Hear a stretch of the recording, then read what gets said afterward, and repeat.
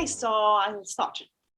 Thank you so much for having me, and I'm glad to be here physically as well. I'm super excited. It's been a while for me as well, talking to people live.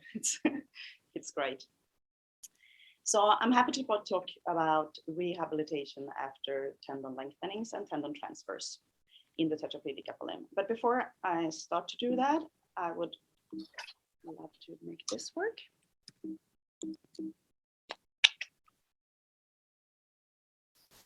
So before I start to talk about the rehabilitation, I would like to talk a little bit of where I come from and the context where this strategies has been developed, and also I always need to talk a little bit about outcomes as well, and I just want to have you to understand a little bit of where I come from.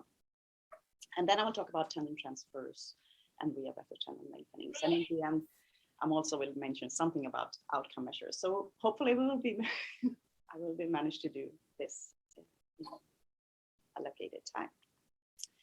So I come from Sahlgrenska University Hospital. Comment is they're having trouble hearing you. Oh, do I need to be closer somehow? You might actually sit in front of it. Oh, it's so boring to sit. I know. I want you to stand too, but I guess for Okay. Do you hear me better now? Hopefully. Yes. He says yes. Okay. Good. Thanks. Oh, now I hear myself as well. Okay, so I'm coming from Sahlgrenska University Hospital on the west coast of Sweden. It's a big public hospital, and there we have a specialized unit called C.A.R.E, Center of Advanced Reconstructions of Extremities. So we do all the tendon and nerve transfers for people with SCI in Sweden and in Iceland. And we also do the tendon lengthenings in our region. So our team is 3 to 4 surgeons, 2 PTs, 2 OTs, and we all part-time researchers and part-time clinicians. And we have 5 beds in our unit. And I'm not a surgeon, so I won't talk about surgeries today, but I just want to mention what our main surgeries that we do.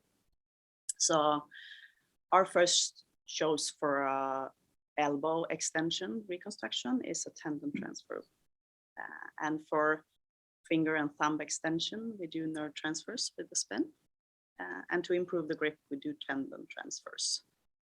And then for spasticity relief, we work with tendon lengthenings.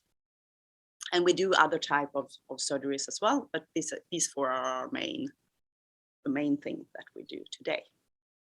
And pre-pandemic, we did about 60 surgeries a year.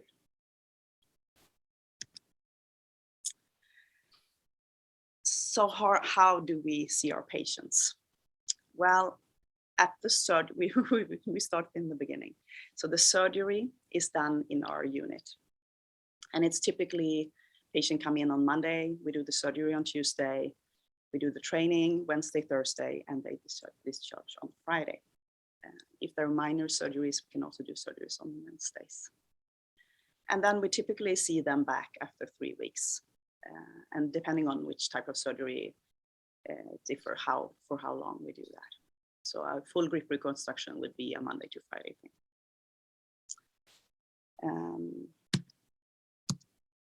But the preparation, we see the patients at first, and the follow-ups that we see 3, 6, and 12 months, we do wherever the patients are. So we travel a lot, about 30 days a year.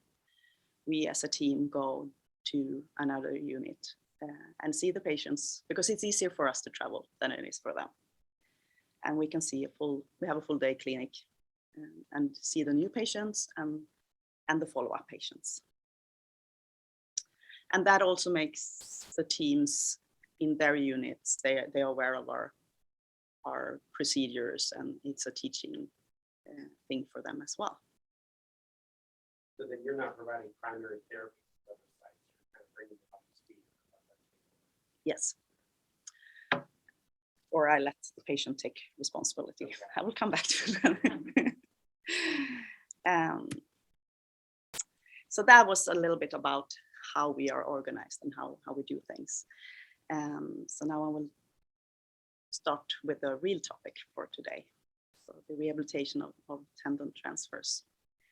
We have published on the grip reconstruction and also about the triceps delta, the triceps reconstruction.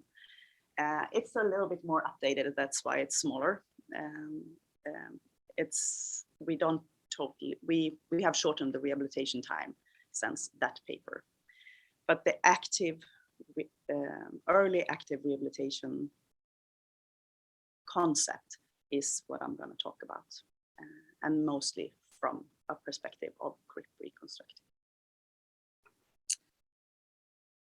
So what is early active rehabilitation?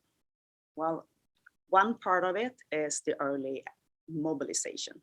So the early mobilization of restored functions, and we start within 24 hours.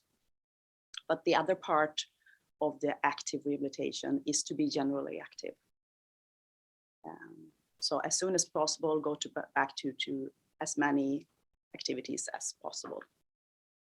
And I will come back to that. But the main aim for that is to minimize the restriction and optimize the independence and the outcome of this.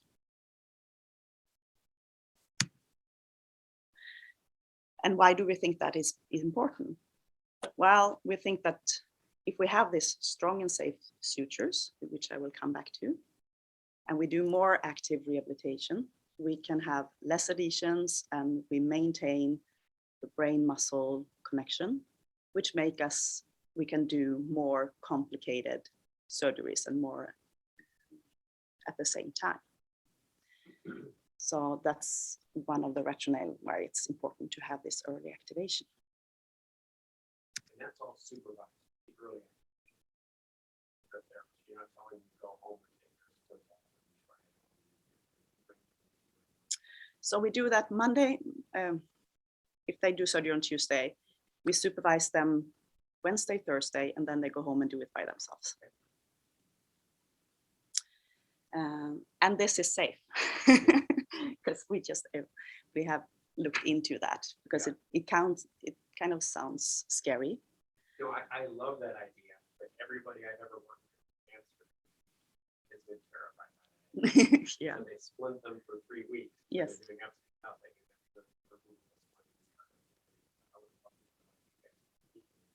I do the same repairs beyond. It's solid. They're not going to fall apart. No, they're not going to fall apart. And you just have to convince the therapist and the patients that it's safe. That's really the thing.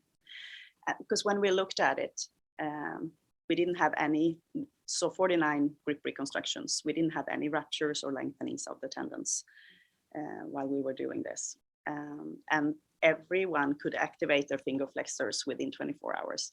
There were one who couldn't do that, but she was one who had bleedings. And 3 weeks after surgery, when most people would just come out of the casts, all of our patients could do their basic ADL activities, and 74% were doing more complex ADL activities like kitchen. We were down in we did a lot of fun stuff. So I think it shortened the rehabilitation time, definitely. So talking about the strong sutures. So I, as a therapist, really need to trust the sutures. And this is how at least my surgeons do it. And obviously Dr. Brown as well. And when they are looked at the strength, so the load to failure is 200 newtons. So that is so safe of just doing the unloaded activities. It's so safe. And I just have to be very convinced myself. And so I can convince the patients, because of course they are afraid. They've just gone through a major surgery, and then I come and say, now we're gonna move. So I have to be, the whole team has to be very clear about this.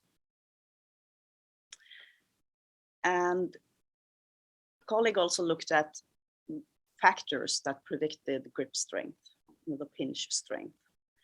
And as you can see, an early cast removal was had a very strong correlation with a pinch strength at 1 year. More than, well, of course, the age and motor group and had impact, but an early cast removal had. Translates to a long-term difference. Mm-hmm. Yeah, so this is a 1 year follow-up. Interesting. So we really want to do that.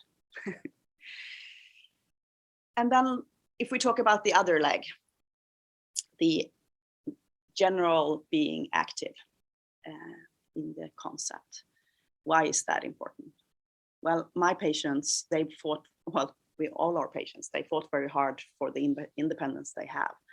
And they don't want to get rid of it, and they don't want to feel like a burden again. They want to be as active as they can. So they don't want us to take that away from them. But it's not only that. It's also about to maintain the muscle fitness that they have worked hard on getting back. And by moving the upper limb, we also get rid of some of the edema, edema, and to minimize the extra assistance that they will require. And as I said, it's psychological, very important for them to maintain as much as they can.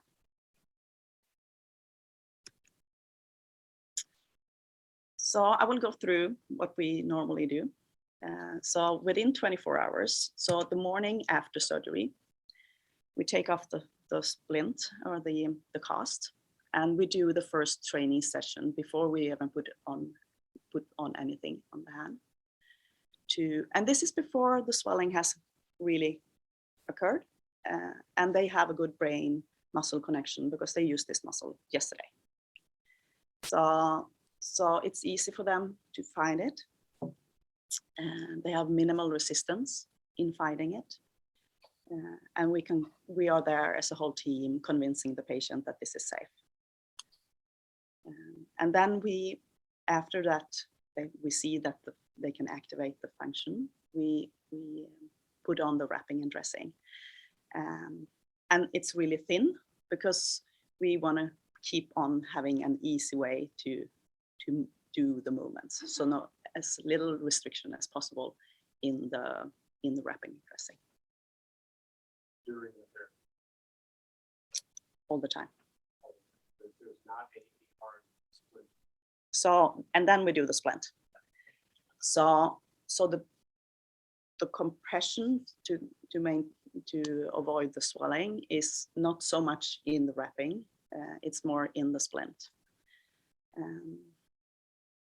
So we do the splint directly in the morning after the first training session, and we want to control the edema and of course position the hand in a good position, but also to facilitate the active use of hand again. So if you see on that picture, I need to move this so I can see myself. Here we have rubber, so he can propel his manual wheelchair. This is hooks, so he can take the splint off, even if they don't have an active grip function on the other hand. Quite often we put like a peg here so they can push buttons, or we put Velcro on the cell phone so they can put it on the hand, and just make sure that they can use the hand as much as they possibly can. And as you can see, to avoid the postoperative swelling, we have elastic bands all over the hand. So this gives a good, safe way to use the hand when they're not doing the training.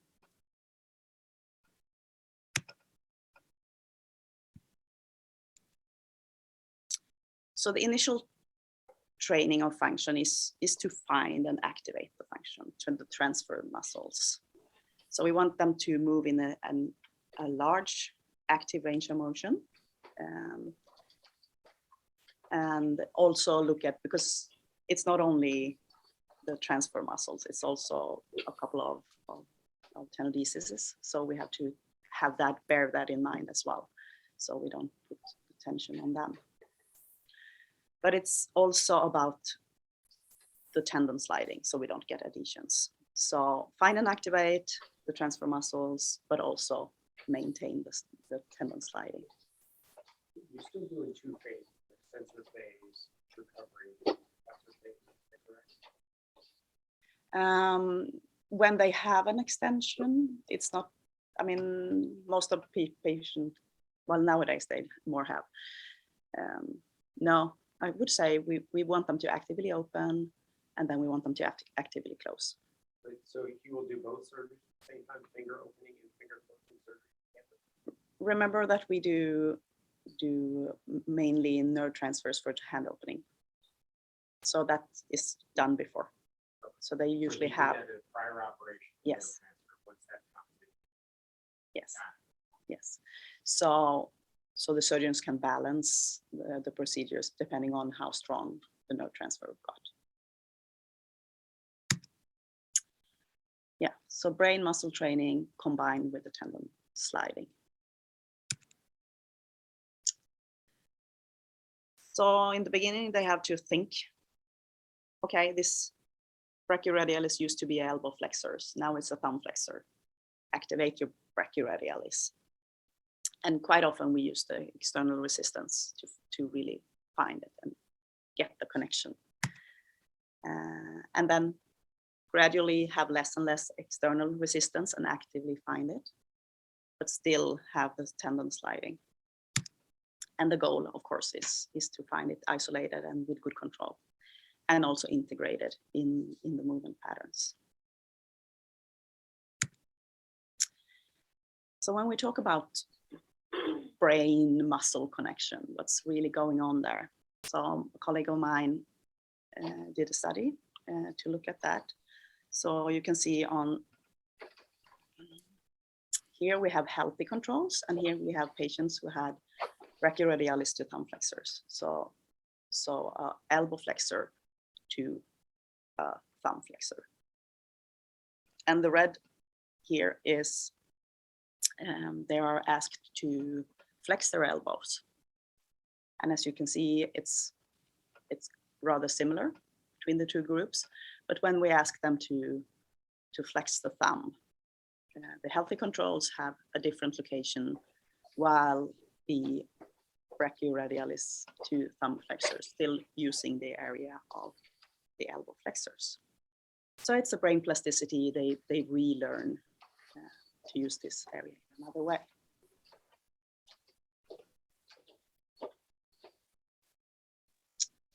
And this is what it could look like. So the patient is very much in control over his training. So he is like 70+ years old, and this is day after surgery.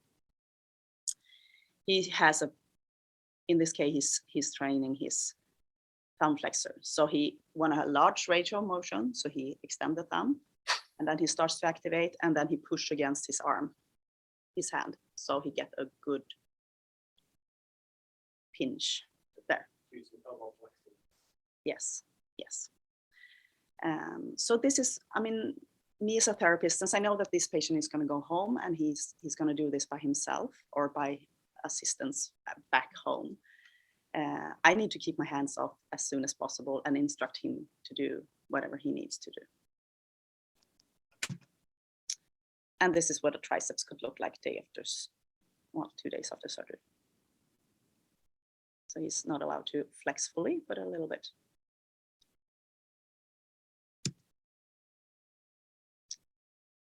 And here is an example. This is then a wrist extensor that has moved into a finger flexors. And she's not allowed to go flex fully because of the intrinsic reconstructions. But you see, she needs help to get the extension because she don't have an extension herself. His intrinsic reconstruction is at the house use part of it? Yes. He doesn't put a pin across the No, but this is not my topic. You have to wait for those questions. So patients in control of their training. Since we send them home, they have to be in control of their training. And if we send them to the, you know, the therapist out somewhere in the local therapist, they will just be totally terrified and they will scare the patients out a lot. So we prefer to give them a lot of information and they call us if they have any problems. So this is in Swedish, but you can see this is the typical training program. We take photos of their hands so they know exactly what they did and we know what to instruct them. So how to do it, and also how the splint should be put on, and a short description of what's really been done in their hand. So they understand why they should do what they do. It's really a teaching thing. And we want them to train 4 times a day.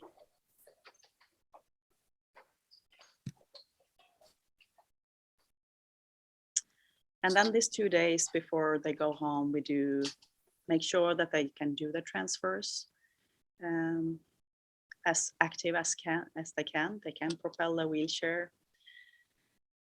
They can eat. They can catheterize themselves is also a big thing to make sure that they can be as active as possible in those type of activities as well. And then our patients go home and they come back after 3 weeks. And then we proceed the training in function and we do more of the activity training. So now they can already activate their transfer muscles. So we want them to do it more isolated, in diverse force, speed, in different positions, and still an active, a big active range of motion. And this again is the first time you're seeing them since the week of surgery. Yes. So 2 days post-op, now they went home with 2 weeks without any supervision. Yes. Yes. So now it's more about the muscle controls. And this is what it could look like. So she's not allowed to use her old tenodesis grip to extend her wrist. So that's what her focus on, but she's trying to be fast here. So it's about speed and control. While this is more of a control. So he pinches here and then he controls this basket. So when he pinches in, it goes to the right. So this is very much about his control. How well can he control his pinch to pick up the balls? He's doing rather well from time to time. So.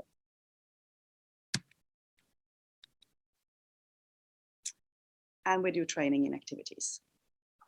So to guide new grip grasp patterns and the whole movement patterns. So it's not only the hand, it's also about the shoulder. When I can actively grip, I don't have to do all these trick movements anymore. And we do this, we try to do whatever the patient has depicted in their COPM, so in their activity limitations that they talked about before surgery. So it's relevant activities because we want them to gain belief and confidence in their ability. And why do I say that? Well, that's because this is part of my PhD studies. I did a qualitative study looking at the process of really using it, the transferred muscles in daily activities. So from finding the muscle to actually use it in daily activities. And what we found was that when you initiate the activity training to go further to establish things in daily activities, they needed to find a belief that, oh, this is probably going to be useful. And to go over to really challenge the dependent and make new habits and role, they have to feel confident that this is going to work. So when we have them at 3 weeks, we really work with the belief. So at least they can go home and feel like this is going to be useful because it's critical for the further development. Yeah. So this is what it could look like.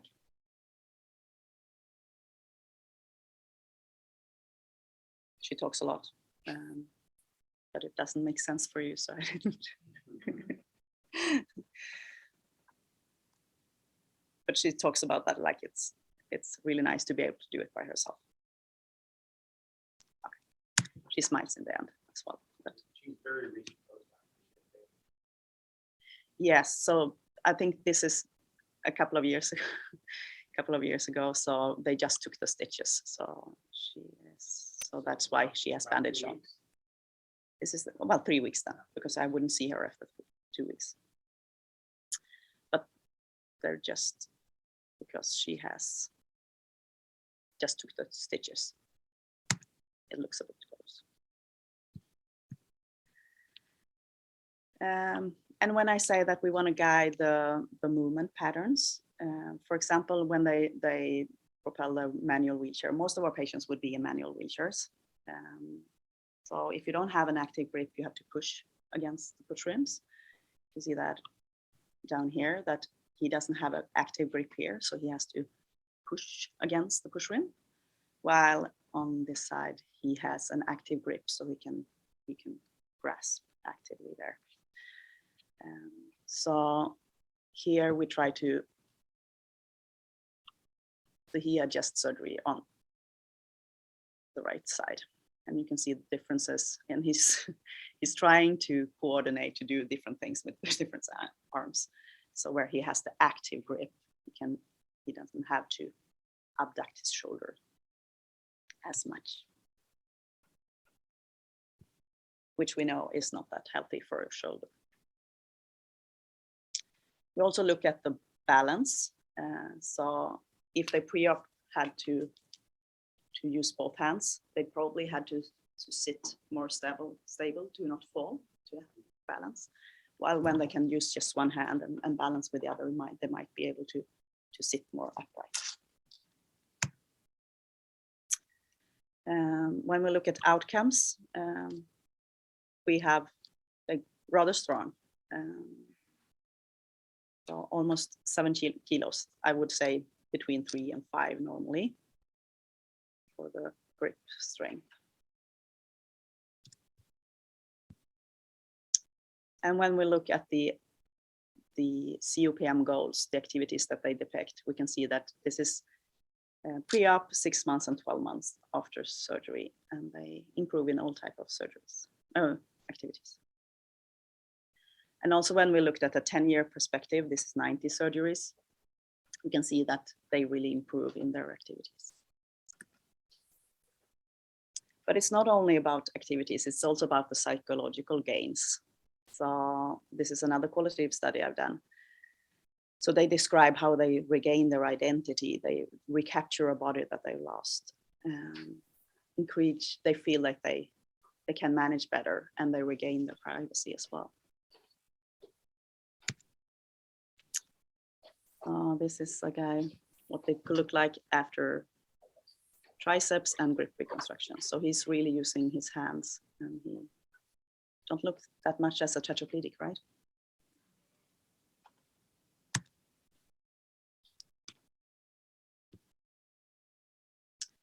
And as I said, nowadays we mostly combine this with nerve transfers.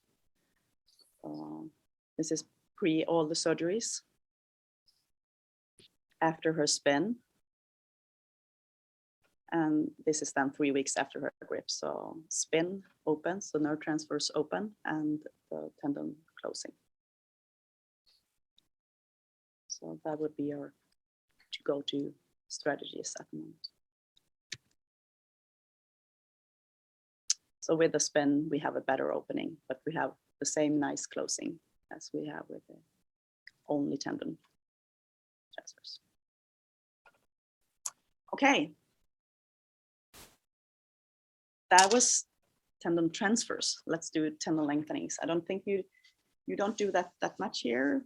We do. Okay. Yeah. So this would be a combination of neurological conditions. So it's not only spinal cord injuries. Again, well, we do. This is a tendon lengthenings. Again, very strong sutures. So we can start early. So the concept is more or less the same. We start early, and we want them to be as active as possible.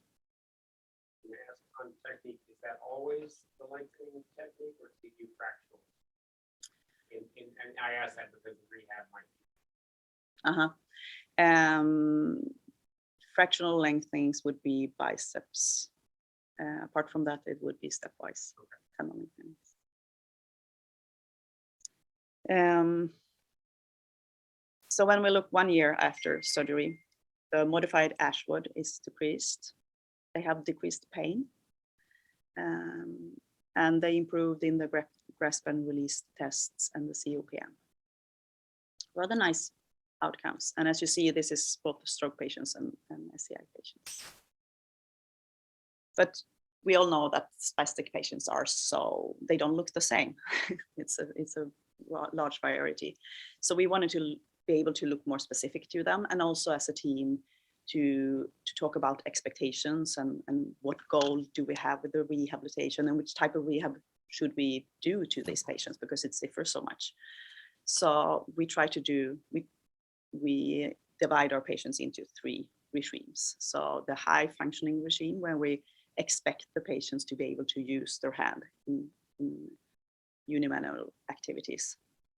The low functioning regime, when they just have some muscle remaining, it's more of a support hand. And the rehab is focusing more on using it as a support hand. And then we have the non-functioning regime, which is more of positioning and hygiene perspectives.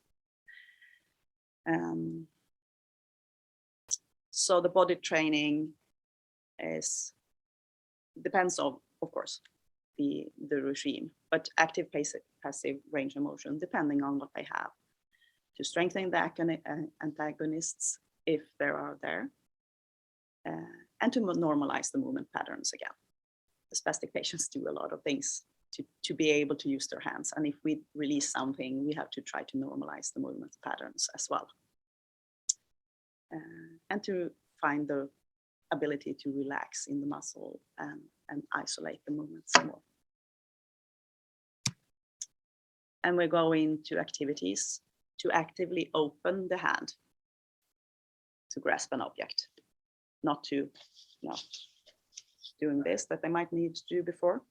And the same thing when they're going to release, they don't just drag away, to actively open the hand. And then the movement patterns, you can actively open there. You don't have to do all this. And to find strategies to use the hand as a support hand. So it will be done when they come home as well. So they find strategies for that. And for the non-functioning patients to find positioning throughout the day. So it's not only the stretching that will occur 5 minutes a day. It's like, what's the position when they sit up? What's the position when they're in bed? To find a better way to position the hand. And when we look at the different types, this is the modified Ashwood scale. And each line is 1 patient. Most of them nicely decrease in their modified Ashwood scale, independent of which regime we have. And if we look at the SCI patients specifically, it's the same tendons. And when we look at the motor control for the high functioning patients who actively have muscles to work with, we have asked them to follow a metronome and extend and flex the wrist. And you see preoperatively, they have really difficulties to follow the metronome, to have control of the muscles, while 12 months later, you can see the metronome there. And you also see that it's a larger range of motion. And this is what it could look like. Because he has to feed the hand with the other hand, and his shoulders, the shoulder movements is more complicated. While 6 months later, both the patient and the camera is better.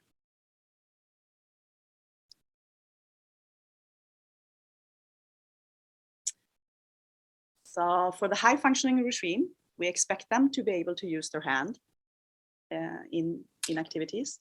So I don't know if you know the grasp and release test, but it's 6 items, and they are asked to move as many as they can in 30 seconds. So preoperatively, these patients could move 101 items, and 6 months later, they can definitely move more. And similar things with the SCI patients, if we take them specifically. Low functioning regimen, again, to really find strategies to use it smoothly as a support hand, because otherwise they won't use it when they come home anyway. So find ways to use it as an active hand. And when we looked at the outcomes from that regime, we looked at the ArmA questionnaire, section B, which is about difficulties to perform daily activities. So they rated from 0, no problems, no difficulties, to 4, unable to do it. And as you see, they decrease, they have less difficulties to perform their daily activities. Similar things with SCI patients. So this is what it could look like, to be able to assist the hand. And this is very much the stroke patients, because they have one good functioning hand. The non-functioning regime to facilitate the hygiene. When we looked at them, the outcome was also the questionnaire ArmA, section A, which take care of the difficulties to care about the arm. And as you see, they also decrease after 6 months. The timing of therapy is identical to what you're talking about. Yes. The same week, yes. Start the training day after surgery. They go home after, depending on regime. They go home after a couple of days. We don't see them for 2 weeks, and they come back. And between 1 and 4 days, depending on how much we have on the regime. And then we see them 3, 6 to 12 months again. And the 3 months follow-up is really important to really make sure you remember the steps, to really talk about the confidence. Are you confident? Which activities are you not confident with yet? How can we work around that?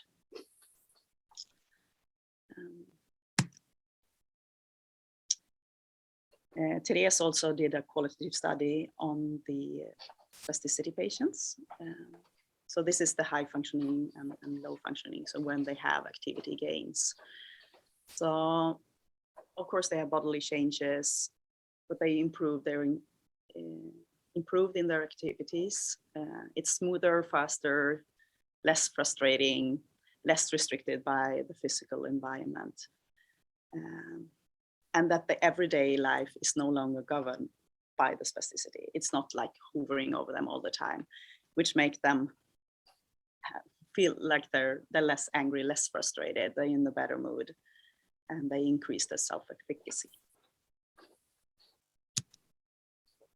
And again, when we look at the COPM goals, they improve from pre-op black to 6 and 12 months. Yeah. So the take-home summary would be like, we have our strong sutures, we can do early active rehabilitation, we work with the brain plasticity training and the tendon sliding. We work with both motor and activity training, relearning, and it's a long process. So when I ask the patients 1 year after surgery, when I talked with them about this process, I asked them, do you still learn new things? And they definitely say, all of them said, definitely, I do. I'm still working on optimizing the functions that I got. So then,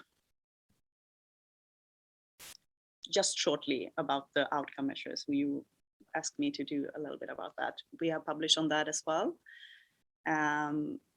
So in 2016, we tried to look at what would the recommended assessments be. And it's rather easy on body function level. So the ICF as a framework is what we have decided on.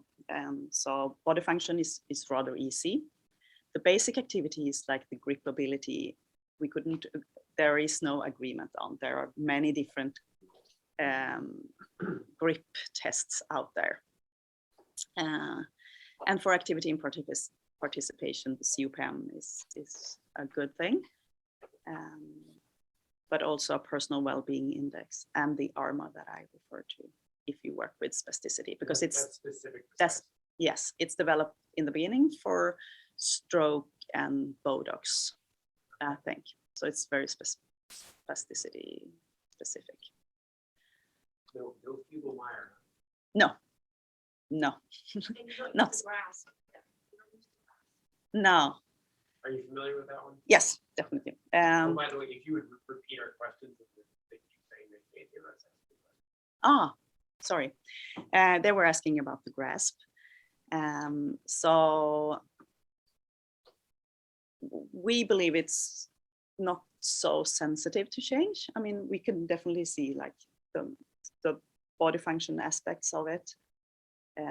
Well, we know which muscle is going to change and not. That's so exciting. And the quality, the grasp aspect, the gripping aspects of it is to some extent, but we kind of think that the real grasp tests are more sensitive to change. They tell us more. And since I work as a clinician as well, for me, the GRT tells me very much about what their struggles are and how to help them further.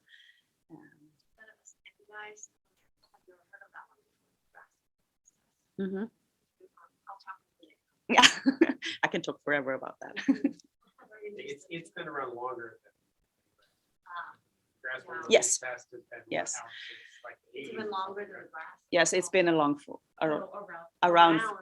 for a long time. So it's actually developed in Cleveland for neuroprothesis from the beginning.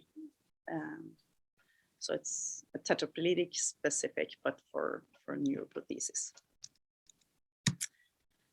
But I will come. So at the Tetra Hand Congress in 2018, we had a consensus meeting workshop where we tried to find out if we could get further consensus. And we couldn't really find, I mean, muscle strength measuring, you think it's straightforward, but actually to measure it in the shoulders, it's not that easy because you're supposed to have them, in lying, and if you just turn around here, if you just transfer over here and you put, on your spine and then you just transfer, it's not going to be done. So we adapt it in different ways. So can we really compare our data? And the same thing for key and pinch and grip strength. We couldn't agree on a device. And, for pinch, if it's thick or if it's thin, of course it's different. And we couldn't even agree on if we're going to report on the mean values or the max values. So the literature out there, you can't really trust it because we're measuring different things. And we really need to work on that. And also time error measuring. I mean, it depends on what we can do in our clinics. Which devices did you settle on?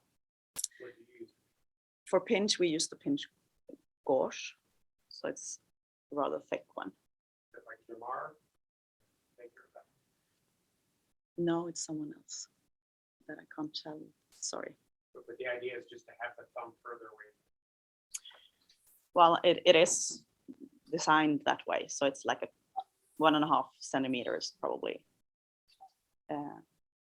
And when I looked at compare that with the thinner biometrics, it's differ like from 2 kilos to 1 kilo. So it's like 50%. So it's really important that we should, if we report on it, we should report on what is the distance here and how have we done it, because it's definitely, we do it differently, so we can at least be aware of what we are referring to. We laugh about that with a given grant. And have somebody building a device to put the hand into to measure all the fingers flexion extension. Mhm. It's been a nightmare.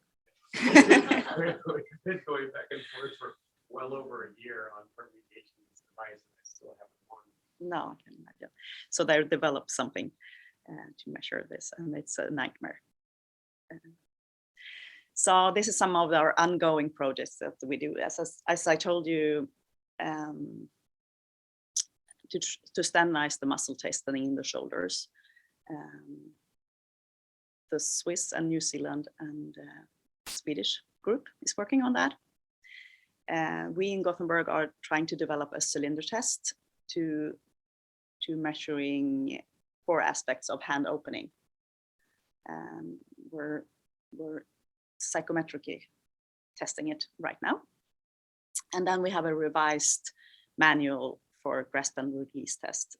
So it's specific for tetraplegic hand assessment and not specifically for neuroprothesis that we work with together with Cleveland, then, of course. And then we're soon publishing our new activity questionnaire. So the tetraplegic upper limb questionnaire that myself, Jennifer Dunn in New Zealand, and Bridget Hill in Australia has done.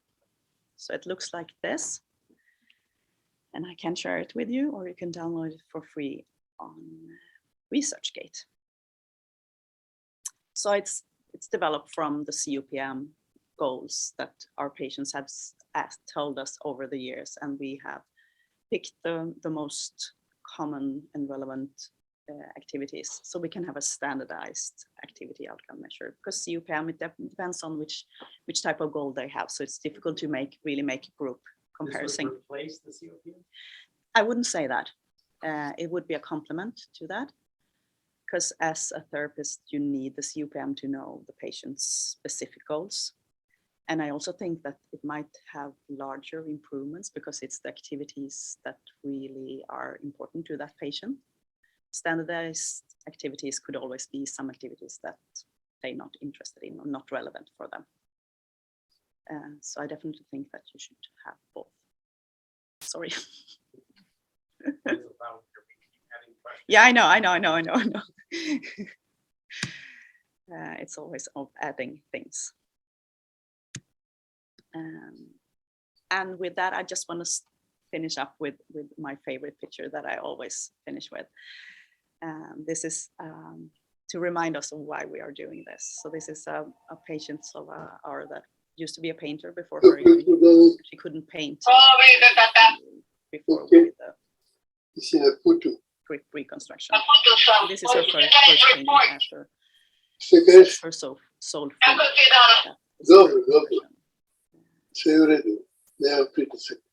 by being able to paint. Okay, that's good. Thank you. I'm happy to have more questions even. I'm a little nervous after we finally got like all our questionnaires and tests in. And I know you've probably put more thought into your tests than ours. I'm like changing over. But there's probably really good reasons. Go ahead. They are nervous that I need to change all their outcome measures. That's exactly right. So for just the back to the patients, like so you see them those first 2 days and you send them home. What do you tell them about how much the really gung-ho patients like, oh, I can grip? What restrictions do you put on them until you see them at 3 weeks? How much they can squeeze or carry in their hand, like no restrictions whatsoever? So they're just allowed to do the training. So they just allowed to do the follow the training instructions, the paper that I showed you, and that is what they are allowed to do without the splints on. So Tiffany is asking you to repeat the question because she couldn't hear Catherine. Okay, so I will. So she was asking, when I send them home, what do I tell the patients? What are they allowed to do? Are they allowed to carry heavy things? So they're not allowed to do anything else than the training program. And they can take the splint off when they do the training 4 times a day. But apart from that, the splint has to be on. But in terms of how hard they can squeeze, it depends on others. I mean, if they have tenodesis that we have to, take care of, so then they might not have to have the full range of motion. But if you just look at that transfer tendon, I don't have any really restrictions, because just moving the hand, I'm totally confident that it's strong enough. And that's why you make that special splint for them, so they can carry on with their daily function. Yes. So they can still use their hand, but they're still protecting. I know, me too. But they're still protecting their hand. Yes. So we're saying that the splint is really adapted, so they can use their hand with the splint on as much as possible.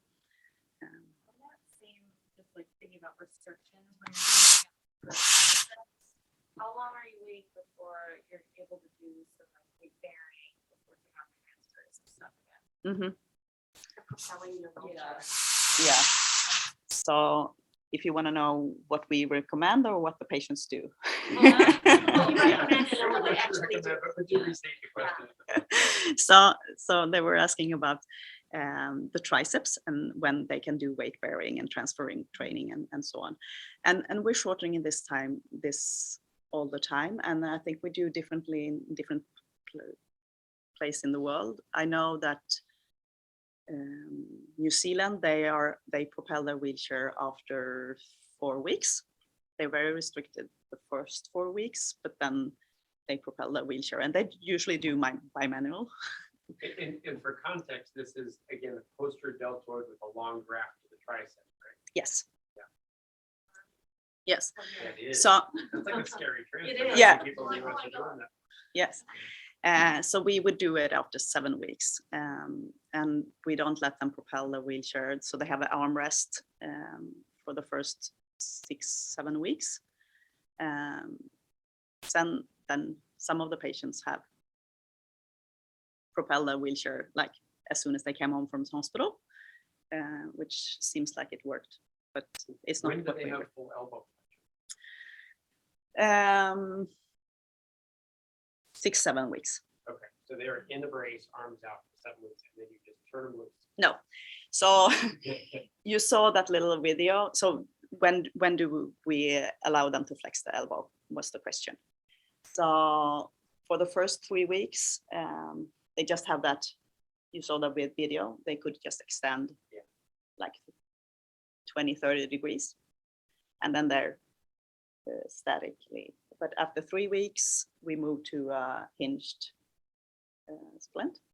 So they gradually, every week, they increase the flexion with 15 degrees. So that's why I say it's in between 6 and 7 weeks, because when they reach 90 degrees, we let everything go. Is that the off-the-shelf ones where you've got the little dial that you dial in? Yes. We're talking about which type of splint it is. So you are just adjusted here. Well, I'm very black. Sorry, and then for the loading for weight bearing. Yeah, so for the loading and weight bearing, so when they reach 90 degrees, they don't have any restrictions anymore. But we still say that you don't need to do, don't do a marathon the first weeks. So gradually increase your load, but they're allowed to do it as soon as they reach 90 degrees. But again, this is just us figuring this out.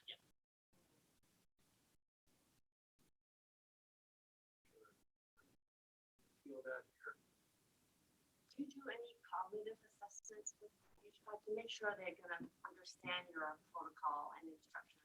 Or days of training and it's like, on your own. Yeah, so if we do cognitive screening on the patient, so we make sure that they can take responsibility. No, we don't. I guess for some of the stroke patients, it would probably be more relevant. but they would have, if they don't, then they would have caregivers. So then we will instruct the caregivers instead, who will come to the hospital as well. So we make sure that if they have personal assistants or whoever gonna be around them over this week, that they come to the hospital before they discharge, so they can see it as well. So but it's definitely been more challenging with the stroke patients, of course. And I also think in Sweden, we have a pretty good support system with stable caregivers. I'm not sure that it would be as easy here. Yes. Yes. You also do that pre-op for the actual surgery and training, do a pre-training session with them, just to prepare them what's going to be happening. And then when you actually see them after surgery, you reinforce the instructions. Yes. So the question is if we prepare them before surgery on what type of training they're supposed to do. Yes, we do to some extent, but mostly the day before surgery, because they come to the unit the day before. But since like we see teaching them about the brachioradialis, because most Yes. people aren't aware of that muscle. Yes. You some of that. This is where it is, and this is how you activate it before surgery. Yes. So like teaching the patients, where is the brachioradialis? This is the muscle that's going to be tomorrow is going to be your thumb flexors. I mean, we do that when we see them the first time, that this is the muscle we're going to move. And since we go out to the spinal unit, we see all the tetraplegic patients in Sweden when they're just injured, and they talk to each other. So I think we have it easier to a more well-informed patients from the beginning as well. But of course we teach them, and it's very useful to day before surgery. This is the training you should do tomorrow. The thumb will move, so they feel confident that this is, when I wake them up the morning after surgery at 8 o'clock and say, please move, they know what to expect. Yeah. You better run the clinic to give you the tour now. Thank you very much. That was excellent. Thank you so much. Thank you for having me.